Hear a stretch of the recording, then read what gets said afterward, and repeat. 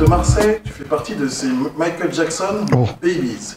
La danse t'a eu, son flow t'a eu, ainsi que sa mentalité. Épris de cet art très vite, tu comprends que tu n'auras pas un parcours classique et que la musique sera ta vie. Tu danses comme un acharné, tu es présent dans les boîtes de nuit, tu vois une source d'inspiration. Bien évidemment, je ne parle pas des filles, bien que tu sois un tombeur né. Le 6e séance, première scène, s'en rappelle. Tu comprends que la musique est la croisée des chemins. Les genres musicaux sont amenés à collaborer et tu le saisis très vite. Ton premier titre, Don't Stop, est un titre R&B avec ses petites touches de house music. Ce savant mélange, tu le feras tout au long de ta carrière, ce qui te permettra d'atteindre les cieux. Wow. Ouais, tu m'as mis... Ouais, là, ouais, bienvenue. Ouais, là, t'es parti loin, en fait. T'es parti chercher loin. Déjà, je sais même pas où c'est que t'es parti chercher tout ça. Ouais, ouais, ouais, ça a été ouais, ma première signature, en fait. Et en fait, dans le Sud, je commençais déjà, entre guillemets, à être quelqu'un. On commençait à me connaître un peu. On me connaissait en tant que danseur. Et après, j'ai basculé et j'ai fait ce titre-là. Et j'ai vite vu, avant même d'aller démarcher des maisons de disques, que ma musique commençait à toucher les clubs, etc. J'étais plus un mec de club, moi, tu vois. Après, ouais, je suis un amoureux de la danse, frérot. Donc moi, toutes mes musiques, il fallait que ça groove. Tu le sens, tu vois. Ouais, on sent. Et moi, tant que ça groovait pas. Après, pour le titre Don't Stop, j'ai été influencé par Timbo à l'époque. C'était la période de Timbo. Donc à ma petite échelle, j'ai voulu faire ça. Mais ouais, on va dire que c'est le démarrage. Ce titre-là, ça a été le démarrage. Ok. Tu es connu de Marseille à LA. Ça fait quoi de grandir dans le Sud dans les années 80-90 alors que tout se passait sur Paris? Ouais, je suis connu de Marseille à LA, ouais, c'est vrai. Mais dans les années 80-90, moi j'étais un rêveur. Donc du coup, en fait, bizarrement, on me disait que j'étais un rêveur, mais je suis peut-être une des personnes de mon entourage qui a le moins dormi. Tu vois ce que je veux te dire? Prenez pour un rêveur. Ouais, un jour je chanterai avec un artiste international. Ouais, rêve. Ouais, je rêve, mais je le ferai, tu vois. Mais pour te dire, ouais, dans les années 80-90, j'étais plus basé sur... On n'avait pas tous ces réseaux. Donc c'était la street. On n'avait pas toutes ces salles de danse. On dansait dans la rue. On mettait un bonnet pour acheter des piles ou pour aller manger un sandwich avec nos potes, tu vois. Donc je suis un mec qui a grandi dans ces trucs-là. Et après, j'étais bercé par la musique des années 80-90. Ouais, il y avait le rap US et tout qui était en train d'arriver. En France, j'étais pas trop fan de ce qui se passait, je t'avoue. Ça me faisait pas vibrer parce que je crois des années 80-90, c'était quoi? Ouais, t'avais des années 80. Par contre, je suis fan de... Bizarrement, tu vois, je vais te dire un truc, tu me vois comme ça, mais j'adore tout ce qui est musique pop. Enfin, j'adore. Tout ce qui est... même les Goldman et tout ça, moi je kiffe, hein. Ouais. Je m'envoie à fond dessus. Hein. Ah ouais, avec ma fille et tout, je l'ai fait bercer par ça. Mais, en dehors de ça, j'étais pas fan de ce qui se passait en France. Je sais pas s'il se passe réellement quelque chose pour les jeunes, je me rappelle même plus. À part. Le hip-hop, le rap, ça commence à s'émerger. Ah ouais, mais là, c'est 90 plutôt. Je parle de 80 à 90. Après, de 90 à 2000, c'est autre chose. Ouais, c'est vrai. 80, là, moi, j'ai pris la tranche 80-90. Ouais, après, par contre, de 90 à 2000, là, ça a été chaud. Ouais. Là, ça a été chaud. IAM, NTM, Arsenic, tu vois. Donc, ouais, on est resté focus. Après, il y a eu les vrais rappeurs. Je vais pas dire ça comme ça parce que ça fait genre le vieux qui parle de ce qui était mieux avant. Mais non, moi j'étais bercé par même tout ce qui était Sniper, la Funky Family, Psyka de la Rime et autres, Passy, tous ces mecs-là. Voilà quoi. Et d'où tu puisses cette détermination en fait en réalité? Parce que tu m'as dit que tu étais un rêveur, mais tu étais plus déterminé. Tu as fait ce que tu voulais faire. Tu l'as puisses d'où cette inspiration par rapport à d'autres amis de l'époque? Je vais te faire une réponse à la Van Damme, parce que même si on se moque un petit peu de ce gars-là, en vérité, j'écoute pas les bruits extérieurs, j'écoute le silence de ce que j'ai dans ma tête. Tu captes? Tu veux que je la refasse? Non, c'est faux. Ouais. Ouais, je te disais, d'où je prends ça? Je sais pas, je suis de nature à être comme ça en fait. En fait, je suis comme un pitbull ou un truc qui fixe un truc. Et une fois que je l'ai accroché ou que j'ai un but, en fait, je regarde plus ce qui se passe à côté. Tu vois? si demain je décide de fitter avec un tel ou signer chez un tel, ou de toute façon, toutes les maisons de disques, elles ont eu Oriane au moins une fois dans leur bureau, je t'avoue. C'était compliqué pour eux. J'allais avec rendez-vous, j'allais sans rendez-vous. On me disait, ouais, attends, on va arriver. J'attendais, gars. Bon, restez là, ça va 1 heure, 2 heures, 3 heures. Et 3 heures après, j'étais encore là. Je crois que le gars, il en avait marre de moi. Il m'a dit, bon, gars, fais-moi écouter ton truc parce que, ok, c'est que ce soit de la merde ou pas, je vais t'écouter. Tu vois? Mais je suis de nature à, quand je veux quelque chose, je me donne les moyens d'y aller. Après, moi, il y a un truc que je me dis, je suis du genre à dire, bon, il y a 4 choses qui peuvent me retenir, moi, dans ma vie. Quand je prends une décision ou quand je veux faire un truc. 1, faut pas que ça salisse mon nom. Si je fais quelque chose qui va salir mon nom, ça peut être un frein. 2, quelque chose qui peut me faire rentrer en prison. Si je me dis, si je fais ça, mais je le risque de rentrer en prison, ça peut me freiner. 3, est-ce que ça va ruiner ma vie, que ce soit financier ou peu importe. Ça peut me freiner. Et la plus importante, est-ce que ça va mettre en danger ma fille, ma famille? À partir du moment où ces 4 choses ne sont pas touchées, on y va. Qu'est-ce qui va me retenir, gros? Toi, l'autre, tu vas me dire non et ça va toucher quoi? Rien. Donc vas-y, gros. Tu peux rien. Donc pour moi, ma philosophie, c'est ça. Et 99,99% des gens qui ont réussi dans leur vie ont pris des risques. Donc prends-en. Tant que ça te fait pas une balle dans la tête et que tu meurs pas, vas-y, gros. On sait que Michael Jackson est ta source d'inspiration. En quoi il t'a inspiré et comment il a pu impacter dans ta méthode de travail? Michael, en fait, je l'ai partout, moi. Je l'ai là, Billie Jean, il est tatoué là, j'ai sa signature en bas. En fait, je trouve que, comme tu t'as dit, je suis un baby Michael, ça veut dire que, je suis pas le seul, mais en vérité, tout le monde. Tout le monde. Il n'y a pas un secteur où Michael n'a pas tapé. Tu veux faire un style? Michael, il avait un style déjà, il l'avait amené avant. Tu veux faire un clip? Michael a été le premier à faire un clip. Tu veux faire du marketing? Michael a été le premier à inventer le marketing. Michael a été le premier à faire parler de lui, alors qu'il mettait des fake news pour que tu parles de lui dans des trucs, alors qu'en vérité, c'était pas vrai. Voilà. Après, la question, c'est qu'est-ce qui m'a amené à ça? Déjà, je vais te dire honnêtement, j'avais pas d'argent et la première cassette que j'avais, je pouvais pas en acheter 1000, j'ai acheté Michael. Donc, j'avais Michael toute la journée dans ma tête. Tu vois? Et en fait, à l'époque, aujourd'hui, j'allais dire les jeunes. Bon, il faut dire la vérité, mais les jeunes aujourd'hui, il y a tellement de chaînes de télé, nous, on n'avait pas, nous. Ouais, c'est vrai. Nous, on avait une cassette à l'époque, VHS, je sais pas si ça parle aux jeunes, mais c'est une cassette que tu mets dans un truc, quand tu mets play, ça marche. Il n'y avait pas YouTube. Donc ta cassette, elle tournait en boucle. Je voyais que lui. Et un jour, j'avais un ami à moi qui avait eu MTV. Il m'a enregistré des clips chez lui sur une cassette pour que je puisse les regarder à la maison. Donc, Michael a fait que pendant des années, j'avais que lui en visu qui me faisait un truc de fou. Après, frérot, t'as vu les chorés, t'as vu le son, t'as vu le gars. Surtout qu'à l'époque, je sais pas si, je pense que c'est comme moi, c'est comme toi, c'est que des fois, on te racontait des trucs, et du coup, tu t'imaginais des actions, des trucs, etc. Et du coup, parce que maintenant, en fait, les informations, tu peux les avoir directement, live, sans te déplacer, tu as tout ce qui se passe, il y a les smartphones, etc. Donc on peut dire, il y avait quelqu'un qui volait, et bah en fait, tu regardes, tu dis, bah c'est pas vrai. Alors nous, on pouvait nous raconter ce qu'on voulait. Ah, bon, Michael Jackson, il a fait ça, il a des trucs, etc. Tu vois les faits, tu peux le voir qu'une fois dans la cassette. Là, ici, on aurait déjà décortiqué son effet avec le truc, etc. Donc dès qu'il y avait un tour de magie ou un truc qui sortait de l'ordinaire, on te le raconte, et du coup, c'était à toi de l'imaginer pour essayer de le refaire, tu vois. Exact. Nous, on avait la première anecdote, pour moi, tu parles de ça, et pour parler de Michael, c'est comme dit qu'il dormait dans un caisson à oxygène. Moi, je l'avais pas vu, le caisson, frérot. Je me dis, comment le gars dort dans un caisson d'oxygène? Et en fait, le gars avait monté ça. Il avait un caisson oxygène. Et là, il s'est mis dedans, il a dit, vas-y, prends-moi en photo. Et un jour, je vois ça. Et je suis dedans. Sauf qu'il n'y a pas play. Donc la photo, je l'ai tellement regardée que là, je l'ai, le truc, encore. Tu vois? Elle est focus. Comme tu dis, bah après, comme je te dis, tu prends The Weeknd. Écoute The Weeknd, écoute Michael, c'est la même. L'inspiration. Ah ben, prends The Weeknd, écoute The Weeknd aujourd'hui numéro 1. Il n'y a pas, pour moi, en termes de stream et tout, de toute façon, regarde, c'est la révélation, il faut dire la vérité. Aujourd'hui, The Weeknd, c'est...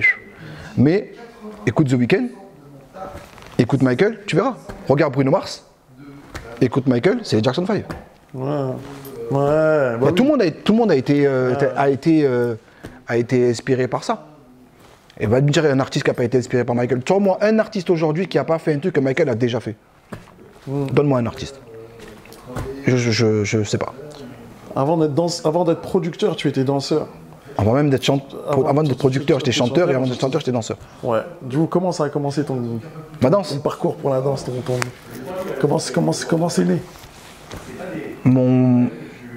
Pour te dire, mon père l'a su même super tard. À l'époque, j'avais ma daronne savait que je dansais. Et un jour, il y avait la foire de Marseille et il y avait un gros concours de danse. Et j'avais 4 ans.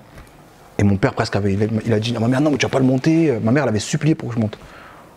Et j'ai performé et j'avais gagné. À l'époque, une bouteille Mathusalem de ma champagne. Il était plus grand que moi, pour te dire. Et je me rappelle, c'était un cendrier et un truc. Et j'ai commencé à partir de là, et je dansais, et j'étais bercé que par ça. Je me levais, je voulais que danser, tout le temps. Je popais dans la rue. Il y avait l'émission HIP, HOP à l'époque de Sydney.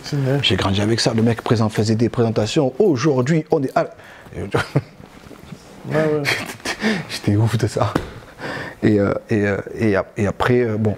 Et j'ai eu mon premier vinyle. Alors la petite anecdote que je vais te raconter, qui est très bizarre, c'est que mon premier vinyle, que ma mère m'a acheté quand j'étais petit, c'était Street Dance. Ok. Premier vinyle que j'ai eu dans ma vie. Premier,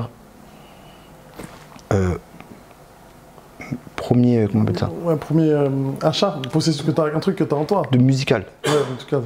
Ma mère elle me ramène un truc qui a marqué Street Dance, Break Machine, Scorpio. Et il y a marqué Black Scorpio dessus. Moi je vois ça. Je regarde. J'étais malade, gros. J'étais fou. Moi, pas dans la chambre. J'ai grandi avec ce vinyle-là, gros. Je grandis avec ce vinyle-là.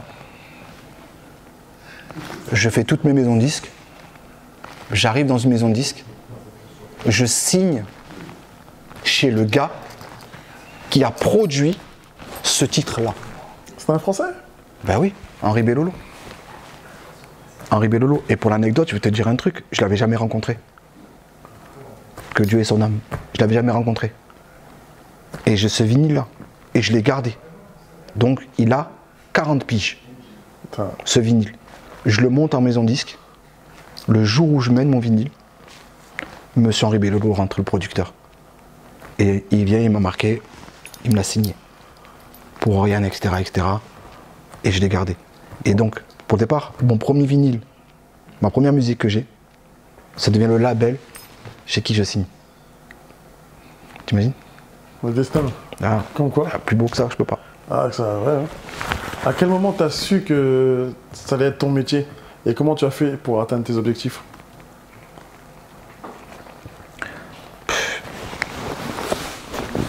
Je sais même pas si c'est un métier. Il y a même des jours, des moments où je me lève le matin, je me dis, est-ce qu'on n'est pas des escrocs? Non mais c'est vrai, parce que j'ai pas l'impression de travailler. On m'a dit que le plus beau métier, c'est quand tu te lèves le matin et que t'as pas l'impression de bosser. Ah, totalement. C'est pas ce que la société dit, hein. Ouais. Ce que la société fait. En général, tu te lèves le matin, tu vas bosser sur quelque chose qui te passionne pas forcément, la plupart des gens. Ouais. Tu te demandes, Dieu, j'aimerais être ça. Moi, quand je me lève le matin, je bosse dans la musique, gros. Je suis bercé par la musique. Est-ce que réellement c'est un métier? Oui. Parce que je vis de ça.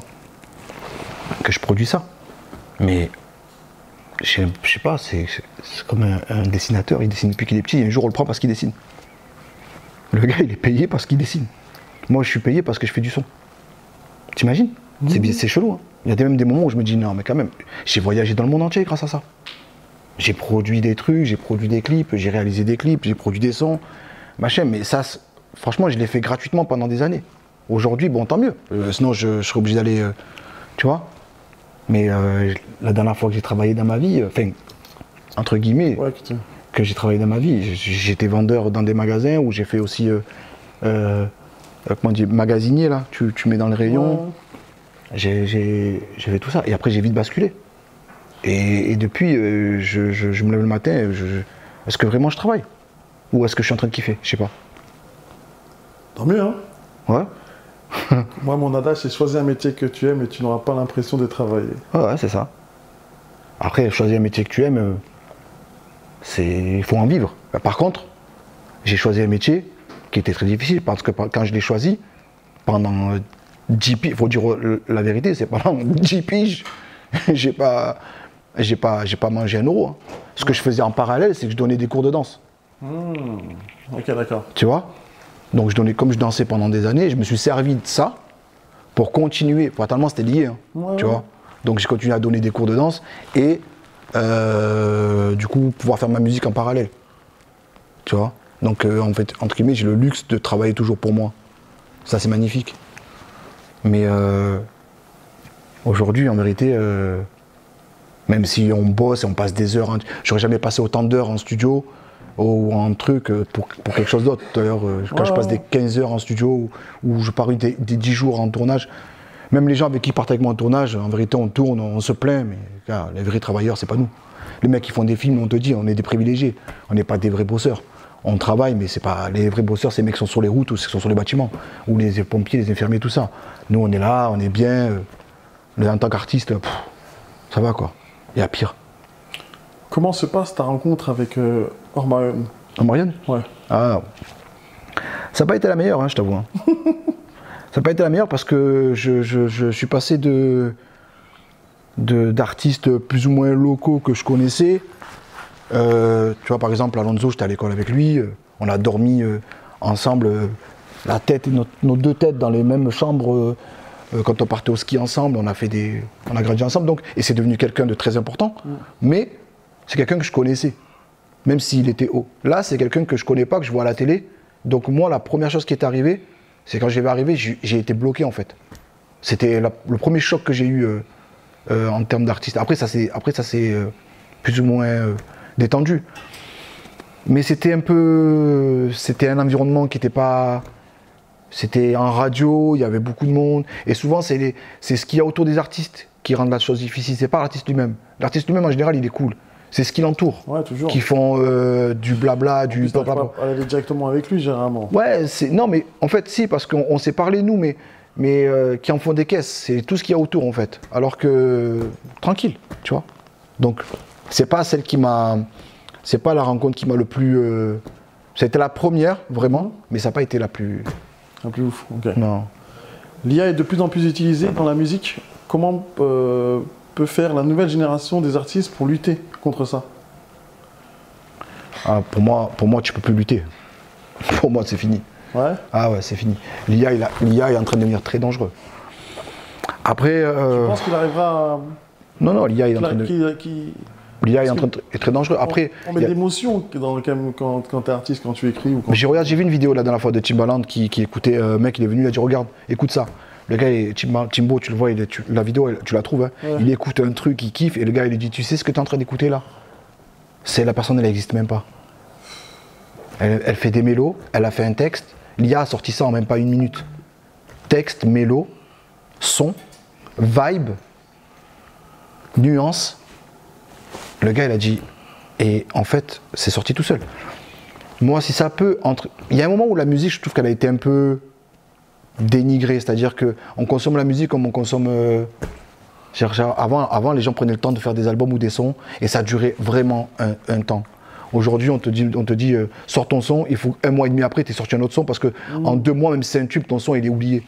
Donc si tu n'es pas là à sortir des trucs, tu es mort, tu vois. On va écouter ton son, tu vas cartonner pendant 3 mois, et au bout de 2 mois et demi, 3 mois, si tu n'as pas sorti un autre son derrière, ça y est, ton son a été un hit, mais ça y est, t'es plus personne. C'est ouf, hein. Tu vois? Parce que la musique, elle se consomme... regarde, les albums, c'est difficile. Tu fais un album, ça sert... Enfin, c'est pas que ça sert à rien. Ouais. C'est que j'ai l'impression que tu te mets une balle dans le pied parce que tu vas faire 10 titres, et en fait, les gens vont écouter ton album en 1 mois, et après, c'est fini. Alors, vaut mieux peut-être prendre tes 10 titres et sortir un titre tous les 2 mois. Au moins, tu es là pour l'année, quoi. On consomme la musique différemment. Tu consommes la musique... ça, c'est mon point de vue à moi. Après, je ne dis pas que c'est une réalité, hein, je dis juste une généralité. Mais moi, ce que je vois, c'est ça. Donc, du coup, moins de qualité pour toi dans la musique? Ben, on a perdu en qualité. Ouais. Enfin, les gars, faut pas... Je veux pas faire, tu vois, mais on a perdu en qualité. Je vais pas donner des noms. Non mais, je vais pas donner des noms. Je dis pas des choses qui sont pas bien produites. Par exemple, je vais te donner un exemple qui est concret pour moi. Sans dénigrer une personne, je vais te valoriser une autre. C'est-à-dire que, tu vois, Laurie. Tu te rappelles de Laurie? Bon, ça m'a jamais touché, Laurie, moi, perso. Mais comme c'était produit, mon gars, et la cible, et tout ce qu'il y avait autour, et les sons, et tout ça, c'était produit, c'était un truc de fou. Le marketing, la cible, comme c'était produit, les concerts, la qualité des sons, malgré tout, si tu aimes ou pas, peu importe. Mais ça tenait la route. Aujourd'hui, tu écoutes les sons, mon gars, écoute déjà les textes, c'est chaud. Tu écoutes la musique, c'est chaud. Tu écoutes les mix, tu te bats dans la tête. Les masters, ça sort tout de suite, ça fait le son la veille, ça sort le lendemain. Il n'y a rien qui est préparé. Donc, quand tu écoutes des sons d'avant et quand tu écoutes des sons de maintenant, faut être honnête, les gars. Je sais pas. Et écoute, et même les nouveaux artistes, hein. Même les anciens artistes. Tu prends les sons des anciens artistes, tu vois ce qui sort aujourd'hui. Tu te dis, par exemple, Usher. Tu prends les sons de Usher comme était produit avant. Des fois, Usher, il sort un son, tu fais, qu'est-ce qu'il a fait là? Il m'a sorti un truc comme ça, alors qu'à l'époque, il a fait ça. Tu vois? Et en fait, comme ça consomme rapide, allez, tac, fast food en fait. Tu vois? On passe au drive, on prend un single, on tourne, on l'a consommé, et après c'est fini. T'es obligé de t'adapter. Ils sont obligés de s'adapter. T'es obligé d'adapter. Ouais. Mais c'est adaptation ne veut pas forcément dire dénigrer le travail, tu vois? Tu peux faire du gros son rapidement, mais fais du son, gars. Ou alors attends. Après c'est mon point de vue. Je suis pas non plus, je suis pas Usher, tu vois? Mais c'est ce que je pense, comme je te dis. As-tu des rituels ou des habitudes qui t'aident à rester productif?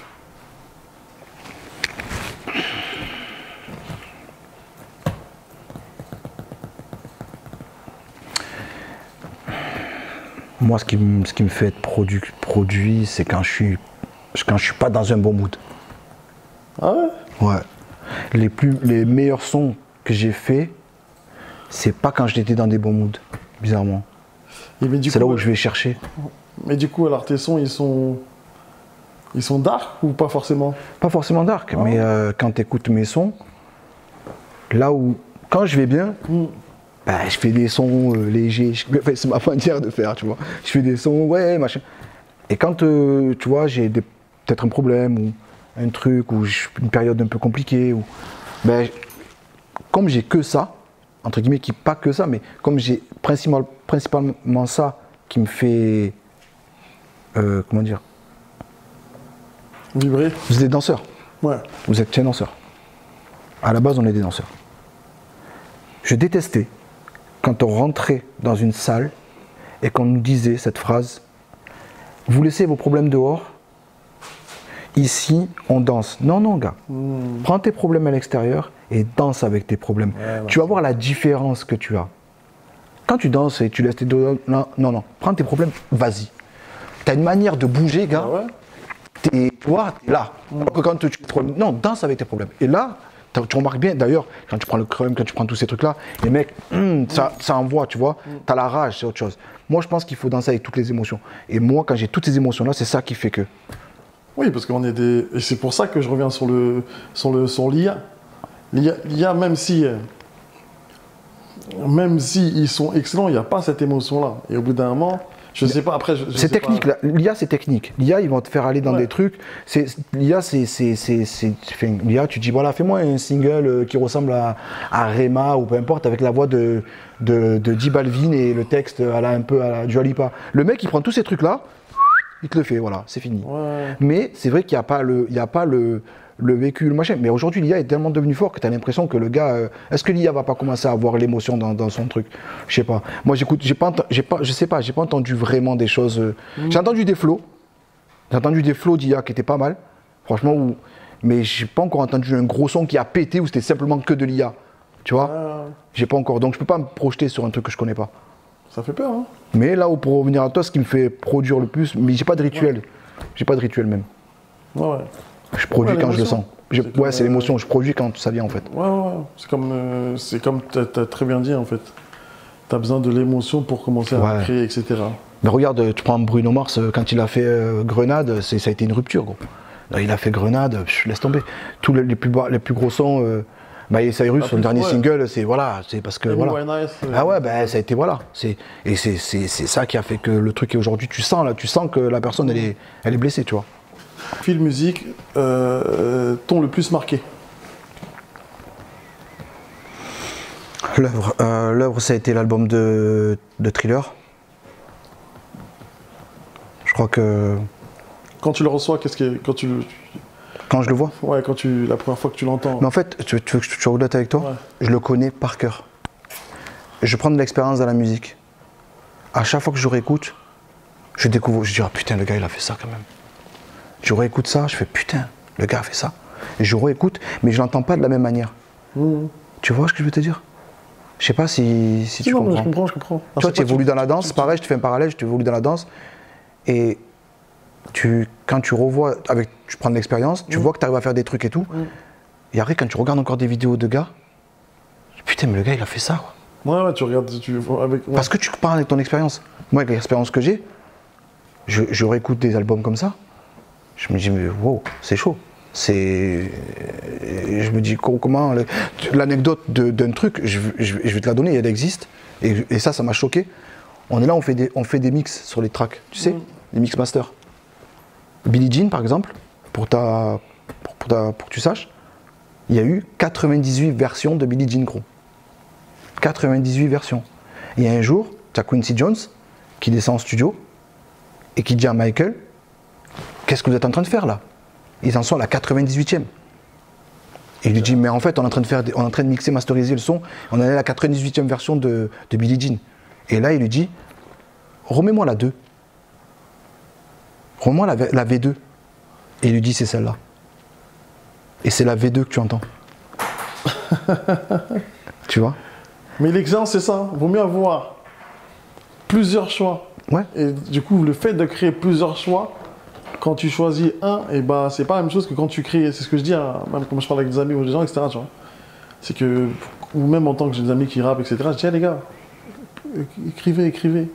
Posez. Mais là, en fait, là où je veux en venir, parce que moi, je parle aussi parce que mon équipe est là et on a toujours ce truc-là. Nous, les artistes, on a un problème avec ça. C'est-à-dire que nous, on va vouloir changer des choses qu'en vérité, la plupart des gens, un, ils en ont rien à foutre, et deux, ils n'entendent même pas.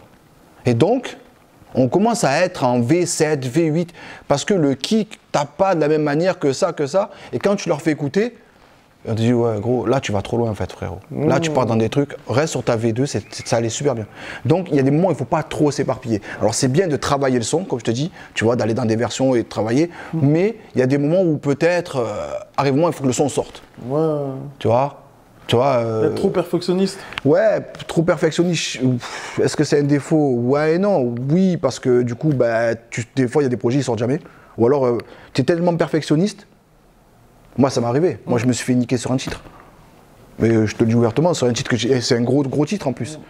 J'avais pris le sample Enya. Tu vois, que les Fujis avaient repris. Et j'ai eu l'idée bien avant The Weeknd. Bien avant. Et la demande d'autorisation, elle a été très difficile parce que elle refuse à 95%. Sony nous avait dit, elle refuse, tout ça. On a l'accord. Donc moi, j'ai le son, j'ai l'accord, ok? Je l'ai déjà. Je fais intervenir un gros latino de la ghetto qui chante avec J Balvin, Bad Bunny, machin. On a tout. Et on attend. Le clip, comment on va le proposer, et patati, et le mix, et attends un peu, et revient, et patati. Et je mets 1 an pour le sortir. 1 an et demi. Au moment où je programme ma sortie, The Weeknd arrive avec la version de Mario, le même sample que moi. J'étais mort. Mon titre part chez Spotify, part chez Energy, part partout. La première chose qu'ils nous ont dit, c'est les gars, on a déjà ça de The Weeknd qui tourne déjà avec une version avec le même sample. On va pas vous jouer à vous. Alors je dis pas qu'ils m'auraient joué juste avant. Je te dis juste qu'il y avait peut-être plus de chances de rentrer si The Weeknd ne l'avait pas fait. Donc tu vois, d'attendre, des fois, c'est pas trop bon. Moi, je me suis fait avoir là-dessus. Parce que les premiers retours que j'ai eus, ça a été, bah, il existait. Le titre était en train de tourner. Le titre était déjà en train de tourner. Et moi, je propose la même chose avec en plus, j'avais De La Ghetto, Gypsian et moi. Bah, tu vois le truc quand même. Gros clip. Le clip, c'est un film. Laisse tomber. Ben, poubelle. Voilà. Donc, il ne faut pas trop attendre, en fait. C'est réglé. Vas-y. Ça m'a servi de leçon. Ouais. Dernière question. Si tu devais donner un titre à ta vie ou à ta carrière, Love Me Ladies. Je peux pas te dire mieux que ça. C'est celui qui a fait que... Parce que ça a été le... Ben il est là. Non, pourquoi? Parce que déjà, t'es en haut Sean Paul, quoi. Je suis un gars de Marseille. Je me retrouve, je suis dans les quartiers nord, tu vois, à danser dans la rue, à popper, tati tata. Et j'entends déjà Sean Paul. Check that thing, t'imagines? Je me dis, waouh, le mec c'est un tueur. Et un jour, je fais un son dancehall et je vise le king de la dancehall, c'est qui, gros? C'est Sean Paul. de ouf. Donc, c'est là où je te dis, tu veux un truc, va le chercher. Et lui, ça a été le déclenchement de vraiment dans ma vie de me dire, ben en vérité, si tu veux quelque chose, tu peux. Parce que je suis un gars, je suis le seul en France à avoir fait un titre mondial avec Sean Paul. Le gars, c'est une eurostar. Tout le monde, il n'y a pas une personne qui ne connaît pas Sean Paul. Tu vois, grâce à lui, ça m'a ouvert toutes les portes. Et encore aujourd'hui, hein, quand j'ai voulu fitter, que ce soit avec Conscience, que ce soit avec Afro Bros, que je sors bientôt un titre avec eux, De La Ghetto, MC Fiotti, peu importe, tous les Gypsian ou Buzy Signal, tous les gros, la référence qu'ils prennent et qui disent, c'est ah, le gars il a fait disque d'or avec Sean Paul et il y a des vidéos partout de leurs titres, je suis à plus de 40 millions sur le net, etc. Ben, c'est ma référence. Donc c'est ce qui a fait qu'aujourd'hui j'arrive à avoir des collaborations et qui a fait qu'aujourd'hui mon nom il a circulé. Voilà. Donc si vraiment je devais retenir un titre qui m'a le plus propulsé dans ma vie et qui a fait que je sois devenu quelqu'un, c'est le titre Love Me Ladies avec Sean Paul. Et il m'a envoyé bonne année cette année, donc Happy New Year, bro. On se parle sur WhatsApp. Merci beaucoup. Je t'en prie, mon gars. Merci à vous.